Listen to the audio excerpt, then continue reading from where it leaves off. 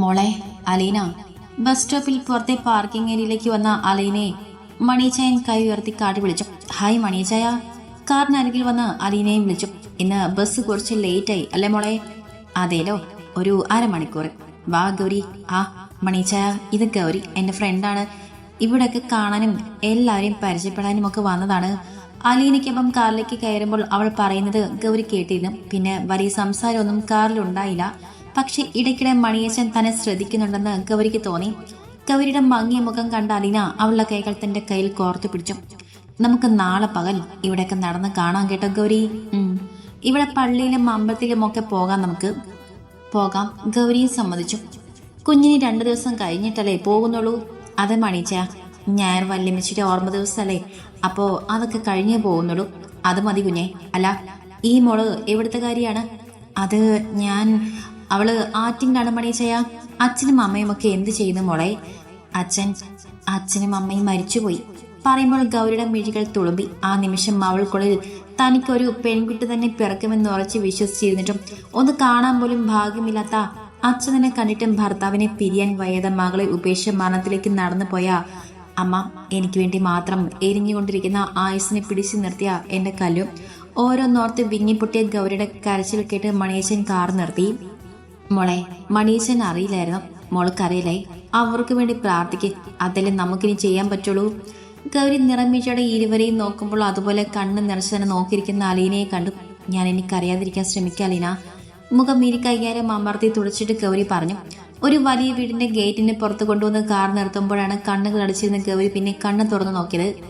തേവരയ്ക്കൽ ഗേറ്റിന് പുറത്ത് വലിയ അക്ഷരത്തിൽ എഴുതി വച്ചിരിക്കുന്ന വീട്ടുപേര് കാണേ ഗൗരി ആദ്യം കണ്ടത്. മണിയച്ചൻ തന്നെ ഇറങ്ങി ആ വലിയ ഗേറ്റ് തുറന്ന് കാർ ഉള്ളിലേക്ക് ഓടിച്ചു കയറ്റി വലിയ ഒരു വീടിന് മുന്നിൽ കൊണ്ടുവന്ന് നിർത്തി.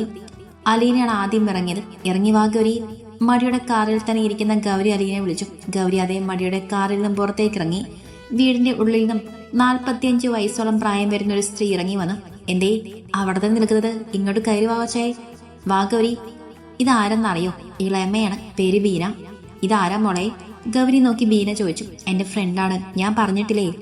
ഗൗരി അല്ലേ മോളെ? ഗൗരിക്ക് അടുത്ത് വന്ന അവളുടെ കവിളിൽ തലോടി ബീന ചോദിക്കുക. ഗൗരി തലയാട്ടി. കയറി വാ രണ്ടാളും. ഗൗരിയുടെയും അലീനയുടെയും കൈ പിടിച്ച് വീട്ടിലേക്ക് കയറി ബീന. അമ്മയും അപ്പയും ഒന്നും എത്തിയില്ലേ ഇളയമ്മേ? എത്താറായിന്ന്. ഇപ്പൊ വിളിച്ചു വച്ചതേയുള്ളൂ മോളെ. ചേട്ടായോ? അവൻ ഇളയപ്പിന്റെ കോപ്പിലേക്ക് പോയിരിക്കുവാ. ആ, ഞങ്ങള് വല്യപ്പിച്ചിരുന്ന് കാണട്ടെ. എന്റെ പൊന്നലീന, നിങ്ങൾ യാത്ര കഴിഞ്ഞ് വന്നതല്ലേ, ആദ്യം ഒന്ന് ഫ്രഷ് ആക്ക്, എന്നിട്ട് വല്യപ്പിച്ചിനെ കാണാൻ ചെല്ലേ. ഓ, അങ്ങനെ ആയിക്കോട്ടെ വൃത്തിക്കാരി. ബീനയെ കളിയാക്കി ചിരിച്ചുകൊണ്ട് ഗൗരിയുടെ കൈയും പിടിച്ച് അലീന പെട്ടെന്ന് തന്റെ റൂമിലേക്ക് പോയി. നമുക്ക് പിന്നീട് വീടൊക്കെ കാണാൻ കേട്ടോ ഗൗരി. എന്റെ ചേട്ടായി വരട്ടെ. ഗൗരി സമ്മതം മൊളി. നമുക്ക് എന്റെ മുറിയിൽ കൂടിയാ മതിയോ ഗൗരി? അതോ നിനക്ക് പ്രത്യേക റൂം വേണോ? അതൊന്നും വേണ്ട, ഞാൻ നിന്റെ കൂടെ കൂടിക്കോളാം. റൂമൊക്കെ കൊള്ളാമോ ഗൗരി? തന്റെ റൂമിലേക്ക് ഗൗരിയുടെ കൈയും പിടിച്ച് കയറ്റി അലീന ചോദിച്ചു.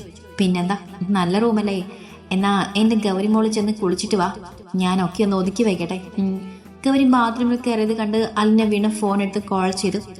ഒന്ന് ഫോൺ എടുക്കടാ ചേട്ടൻ തെണ്ടി. മനസ്സിൽ സഹോദരനെ സ്മരിച്ചുകൊണ്ട് അലീന ഫോൺ തിരികെ വെച്ചു.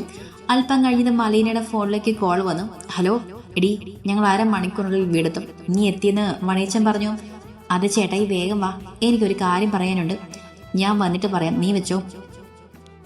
പറഞ്ഞതും കോൾ കട്ടായി. ഫോണും ചുണ്ടിൽ ചേർത്ത് ഒരു നിമിഷം അലീന എന്തോ ആലോചിച്ചിരുന്നു. നീ ഫ്രഷ് ആവുന്നില്ല അലീന? കുളിച്ചിറങ്ങി വന്ന് ഗൗരി ചോദിക്കവെയാണ് അലീന ആലോചിച്ചെന്ന് ഉണർന്നത്. ആ, പിന്നെ ആവാതെ, ഞാൻ ഇപ്പൊ വരാം കേട്ടോ. ഗൗരിയുടെ കവളിൽ പിടിച്ച് നോമലിച്ചുകൊണ്ട് അലീന ഡ്രസ്സും എടുത്ത് ബാത്റൂമിൽ കയറി.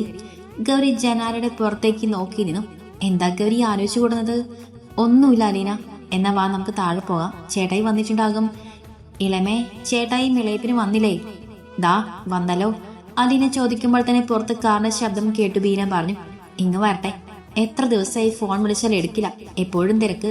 കുറച്ച് ദിവസമായിട്ട് തിരക്ക് തന്നെയാണ് മോളെ. ഇന്നത്തോടെ ഇവിടുത്തെ തിരക്ക് ഒഴിവാക്കി ഒരാളെ കൊണ്ടുവരാൻ പോകാനായി ഇരിക്കുവാണ്. എല്ലാം വിശദമായി അവര് പറയും. മക്കള് വാ. ഗൗരിയും അലീനയും വിളിച്ചുകൊണ്ട് ബീന ഹാളിലേക്ക് വന്നു. ആ, നിങ്ങൾ എത്തിയോ? പുറത്തുനിന്ന് വരുന്ന അലീനയുടെ അമ്മ ഡേസിയോട് ബീന ചോദിച്ചു. ഇവിടെ എത്തിയപ്പോ ഒരുമിച്ച് ആയതാണ് ചേട്ടത്തിയേ, ഡേസി പറഞ്ഞു. ഇതാരലീന? ഡേസി അലീനയുടെ അരികിലേക്ക് വന്ന് ചോദിച്ചു. ഗൗരി പക്ഷെ ആരെയും കണ്ടിട്ടില്ല. പുറത്ത് നിർത്തി കാറിൽ നിന്നും ഒരാളെ പിടിച്ച് പുറത്തേക്ക് ഇറക്കുന്നവനിൽ മാത്രമായിരുന്നു അവളുടെ കണ്ണുകൾ. ഗൗരി, അലീന അവളെ തട്ടി വിളിച്ചു. ആ, അതാണ് എന്റെ ചേട്ടായി അരോൺ. കലങ്ങിച്ചു വന്ന കണ്ണുകളും വിതുമ്പുന്ന ചുണ്ടുമായി ഗൗരി അലീനയ്ക്ക് പിന്നിലായി ഒതുങ്ങി. ഇളയപ്പനെ പിടിച്ച് ഹാളിലെ സെറ്റിൽ കൊണ്ടുവന്നിരുത്തി അരോൺ. എപ്പോ എത്തിയടി അല്ലു? നീ വിളിച്ചപ്പോ ഞാനേ വണ്ടി ഓടിക്കുമായിരുന്നു. എന്തുകൊണ്ട് ഇവിടുത്തെ തിരക്ക് കുറഞ്ഞു? അതാരാ നിന്റെ പിന്നിൽ? ചോദിച്ചുകൊണ്ട് അലീനയുടെ അടുത്തേക്ക് വന്ന അരുൺ അലീനയ്ക്ക് പിന്നിൽ നിൽക്കുന്നവളെ കണ്ട് ഞെട്ടിപ്പോയി. ഗൗരി മോളെ. ചേട്ടയുടെ ഗൗരി. ആരുടെ കൂടെ വന്നത്? എവിടെയായിരുന്നു നീ? ഗൗരിയുടെ ചുമലിൽ പിടിച്ച് കുലുക്കി ചോദ്യങ്ങൾ ചോദിക്കുന്ന അരുണിനെ എല്ലാരും പകപ്പോടെ നോക്കിയപ്പോൾ ഇളയപ്പൻ മാത്രം നിറഞ്ഞൊഴുകുന്ന മിഴിയോടെ അരുണിനെയും ഗൗരിയെയും നോക്കി. ചേട്ടായി എവിടെയായിരുന്നു? ഞങ്ങൾ വിളിച്ചപ്പോ ഒക്കെ ഫോൺ സ്വിച്ച് ഓഫ് ആയിരുന്നല്ലോ. എന്റെ കല്ലു പോയി. ഞാൻ ഒറ്റക്കായി. അപ്പോഴൊക്കെ ഞാൻ വിളിച്ചു, കിട്ടിയില്ലല്ലോ. വെറുതെ പറഞ്ഞതാണോ? അനിയത്തിക്കുട്ടിയാണെന്ന്? അല്ലടാ, ദേ നോക്കിക്കേ, എന്റെ അനിയത്തിക്കുട്ടി തന്നെയാ. ഞങ്ങളുടെ പാപ്പന്റെ പൊന്നുമോള് അലീനയോടൊപ്പം എനിക്കുള്ള എന്റെ കൂടപ്പിറപ്പ്. എന്റെ കർത്താവേ, ഞങ്ങളുടെ ദേവിയുടെ കുഞ്ഞാണോ ഇത്? ഓരോരുത്തരായി ഗൗരിയെ പൊതിയുമ്പോൾ അരുൺ ഓടിപ്പോയി വല്യപ്പച്ചനെ വീൽ ചെയറിലിരുത്തി അങ്ങോട്ട് കൊണ്ടുവന്നു. മോളെ ഗൗരി വാ. എല്ലാരും കൂടെ പൊതിഞ്ഞു പിടിച്ചിരുന്ന ഗൗരിയെ കെട്ടിപ്പിടിച്ച് അരുൺ വല്യപ്പച്ചന്റെ ആകെ ചലിക്കുന്ന വലത് കൈകളിൽ പിടിപ്പിച്ചു. ദേവി പാപ്പന്റെ മോളാണ്. വല്യപ്പച്ചൻ എന്ന് വിറച്ച് ഞങ്ങളെ എഴുതി കാണിച്ചില്ലേ?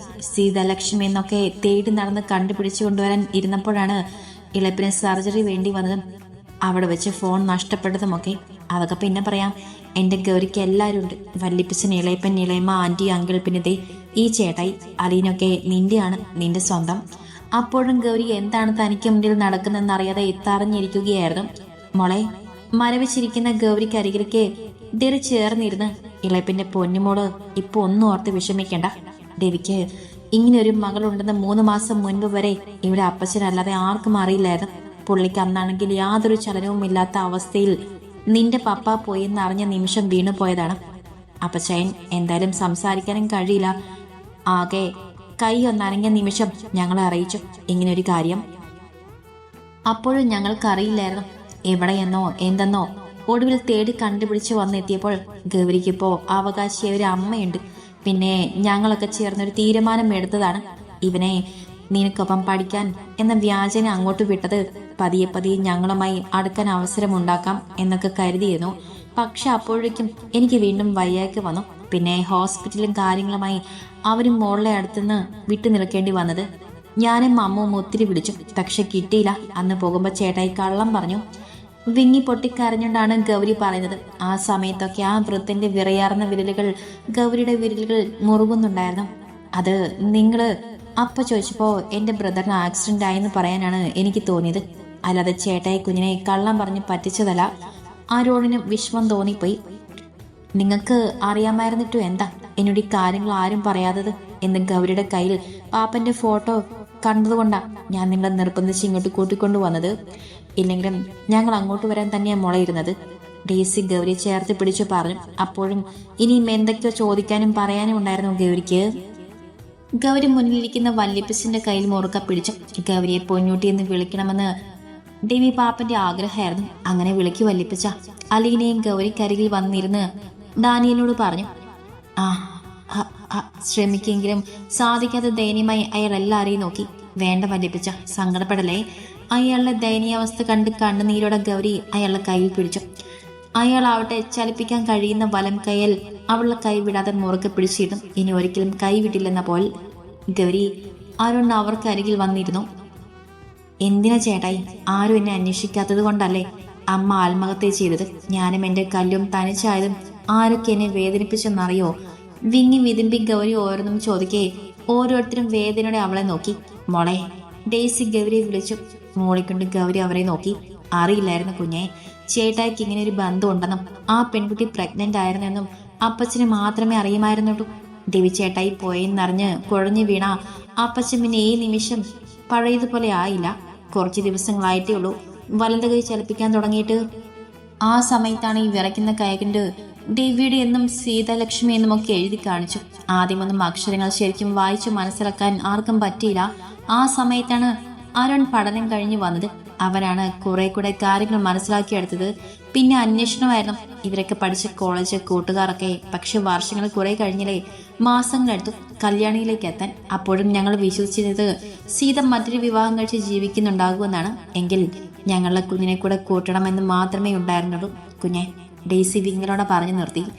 എപ്പോഴാ ചേട്ടാ ഈ ഗൗരി ആദ്യം കണ്ടത്? എന്നിട്ടെന്താ ഈ കഥയ്ക്ക് എന്നോട് പറയാതിരുന്നത്? എനിക്കറിയാമായിരുന്നെങ്കിൽ എൻ്റെ ഗൗരി ഇത്രയും വേദനിക്കേണ്ടി വരില്ലായിരുന്നു. അറിയോ? അതെനിക്ക് ദേഷ്യം അടക്കാൻ വയ്യായിരുന്നു. അലീന, അതൊന്നും ഒളിപ്പിച്ചു വച്ചതല്ല മോളെ. ഇളയപ്പൻ തന്നെയാണ് പറഞ്ഞത് കൊച്ചിനെ കണ്ടുപിടിച്ച് കൊണ്ടുവന്ന് മുന്നിൽ നിർത്തി വേണം പറയാനെന്ന്. അതാണ് മോളോടൊന്നും പറയാതിരുന്നത്. ഡെറി അലീനയെ ചേർത്തി പിടിച്ച് സങ്കടത്തോടെ പറഞ്ഞു. എടി, ഞാൻ നമ്മുടെ ഗൗരി ആദ്യം കണ്ടത് എപ്പാണെന്ന് ചോദിച്ചില്ല നീ? അത് അറിയണ്ടേ അലീന കൊച്ചേ? ആരോൺ അലീനയുടെ കവിളിൽ പിടിച്ചു.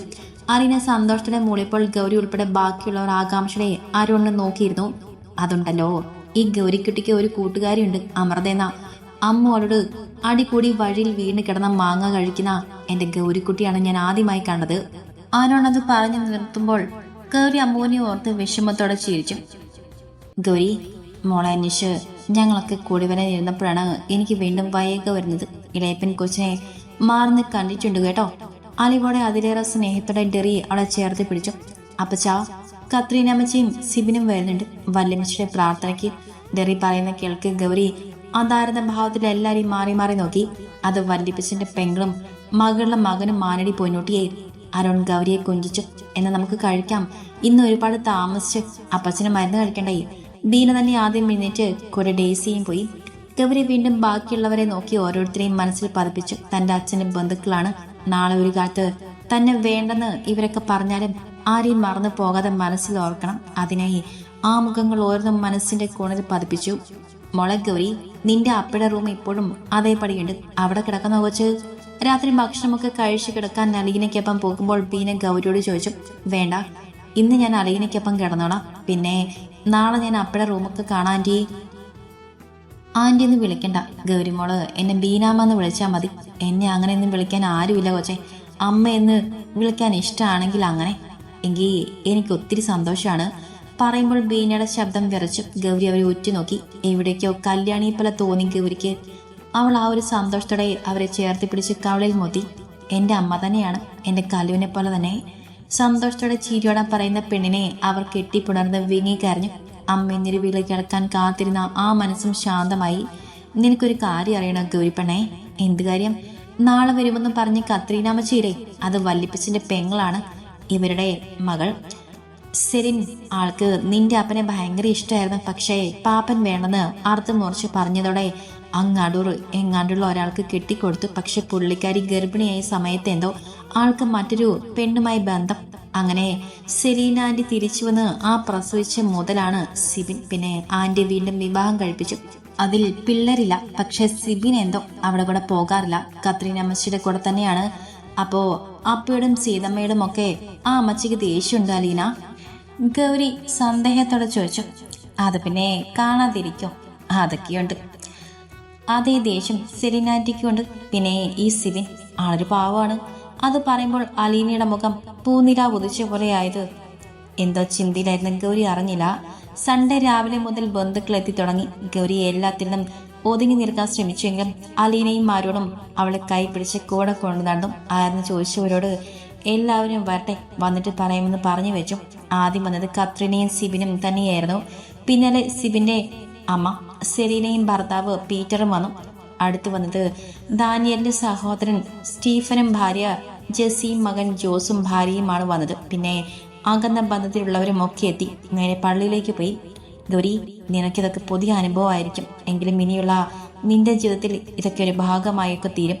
ഒക്കെ കണ്ടും കേട്ടും മനസ്സിലാക്കണം കേട്ടോ.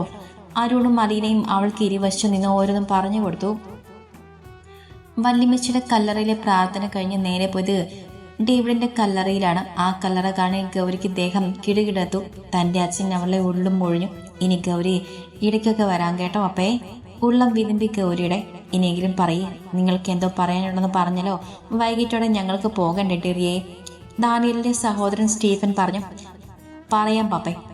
ഡെറിക്ക് ഗൗരിയുടെ കൈ പിടിച്ചിട്ട് എല്ലാവരുടെയും അടുത്തേക്ക് വന്നു. ദാ ഇത് ഗൗരി കല്യാണി, തേവരക്കലെ ഡേവിഡ്, ദാനിയലിന്റെയും സീതലക്ഷ്മിയുടെയും മകൾ. എന്തൊക്കെയാണ് ഈ പറഞ്ഞു കൂട്ടുന്നേ? സത്യമാണ്, ഞങ്ങളും ഈ അടുത്താണ് അറിഞ്ഞത്. ഡേവിസിന് ഒരു ഭാര്യ ഉണ്ടായിരുന്നെന്നും ഡേവിസൻ പോകുമ്പോൾ ആ കുട്ടി പ്രഗ്നന്റ് ആയിരുന്നെന്നും ഒടുവിൽ അന്വേഷിച്ച് കണ്ടെത്തുമ്പോൾ ആ കുട്ടി ഡേവിസൻ മരിച്ചതറിഞ്ഞ് സൂസൈഡ് ചെയ്തു. പിന്നെ മോളെ സീതയുടെ കൂട്ടുകാരി വളർത്തുകയായിരുന്നു. ഇപ്പോൾ ആ സ്ത്രീ മരിച്ചു. കൊച്ചിപ്പോൾ ഒറ്റയ്ക്കാണ്. ഇതിലെന്തൊക്കെയോ പറ്റിപ്പുണ്ടല്ലോടാ. ഡാനിയുടെ ഇവിടെ പേരുള്ള സ്വത്ത് അടിച്ചു മാറ്റാൻ ആരും ഇറക്കിയതാണെന്ന് തോന്നലോ ഈ പെണ്ണിനെ. കത്രീനമ്മ പൊച്ചുതടം ഗൗരിയെ നോക്കി. എനിക്കും ഇതിലെന്തോ അത്ര വിശ്വാസം തോന്നില്ല, സ്റ്റീഫന്റെ മകൻ ജോസും പറഞ്ഞു. അപ്പോഴൊക്കെ സിബിന്റെ കണ്ണുകൾ അരോണിന്റെയും മറീനയുടെയും കൈ പിടിച്ച് മുഖം കുറിച്ചത് കണ്ണുനീർ വാർക്കുന്നവളിലായിരുന്നു. എനിക്ക് ഒരു സ്വത്തും വേണ്ട, ആരുടെയും ഒന്നും വേണ്ട. ഒന്ന് പറയോ ചേട്ടായി, പിന്നെ ഞാൻ എന്ത് തന്നെ പൊയ്ക്കോളാം. പക്ഷേ പണത്തിന് വേണ്ടിയാണ് വന്നെന്ന് പറയല്ലേ. കരഞ്ഞിട്ട് പറയുന്നവളെ തന്നെ വലത് കൈ കൊണ്ട് വലിച്ച് പിടിച്ച് ഡാനിയൽ, എൻ്റെ കുഞ്ഞാണ്, എൻ്റെ ടെവിയുടെ പൊന്നൂട്ടിനെ ആരും ഒരു അക്ഷരം മിണ്ടരുത്. എനിക്ക് എൻ്റെ മോളെ വേണം. 10-18 വർഷങ്ങൾക്ക് ശേഷം തേവരികൾ തറവാട്ടിൽ ഡാനിയലിന്റെ ചിലമ്പിച്ച ശബ്ദം കേട്ടു. എല്ലാവരും ഞെട്ടലോടെ ഡാനിയലിന്റെ അരികിലേക്ക് ഓടിയെത്തി. അപ്പച്ചാ, ഡെറിക്കിന് സങ്കടം വന്നു. ആരും വിഷമിക്കേണ്ട, ഞാനിപ്പോ വർത്തമാനം പറയാൻ പറ്റിയല്ലോ. ഇനിയും എഴുന്നേറ്റ് നടക്കും ഞാൻ. പക്ഷെ എൻ്റെ കൂടെ എൻ്റെ പൊന്നൂട്ടി വേണം. വാ. അയാൾ കൈ നീട്ടി ഗൗരിയെ വിളിച്ചു. എവിടെയും പോവല്ലേ, വല്യപ്പച്ചൻ്റെ കൂടെ വേണം എന്നും കേട്ടോ. ഞാൻ കൂടെ തന്നെ നിന്നോളാം, എവിടെയും പോവില്ല.